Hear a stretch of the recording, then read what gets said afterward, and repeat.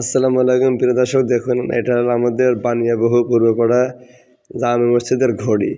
এই ঘড়িটি নষ্ট হয়ে গেছিল, তো আমি আর মুস্তাকিম দুজনে আছে এই ঘড়িটা নিয়ে মাইকপট্টি যশোর ওখানে নিয়ে গেছিলাম এক মিস্ত্রির কাছে। তো মিস্ত্রির কাছে নিয়ে যাওয়ার পরে বেশ 3500 টাকা নিয়েছে। নেওয়ার পর ঠিক করে দিলে, ঠিক করে নিয়ে বাড়ি আনার পরেই লাগাইতেছি। ওই প্লাগ যখন লাগাই দেওয়া হয়েছে, লাগাই দেওয়ার সঙ্গে সঙ্গে দেখে খুব লাফালাফি করছে।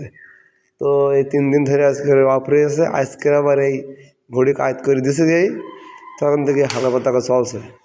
এই দেখেন অবস্থা দেখেন, তাহলে এখন কী বলবো বলেন। এবারে এক সময় এবার মাঝে মাঝে উঠে কোনো কাজ করছে না, আবার সময় সময় থেউকে তুলে দিলে সে উঁচু করে থেউকে থসছে, আবার বন্ধ হয়ে যাচ্ছে, আবার উল্টো পাল্টা করছে। এবার থেউকে দেখেন দেখে আপনি মুস্তাকিম স্যার দেখেন কিরম অবস্থা। এই দেখেন আবার আমি শুরু হয়ে গেছি নাকি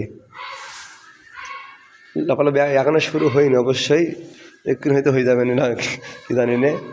কিন্তু এই তো দুধ মনে হচ্ছে খারাপ।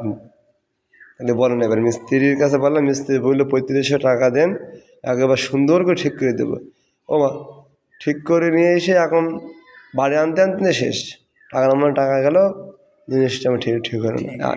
এখন আবার বলছে কি যে হচ্ছে ওই আপনাদের ভোল্ট সমস্যা, আপনাদের ভোল্ট সমস্যা, হয়েছে তা হয়েছে, কত রকমের সমস্যা আপনাদের কারেন্টে ভোল্ট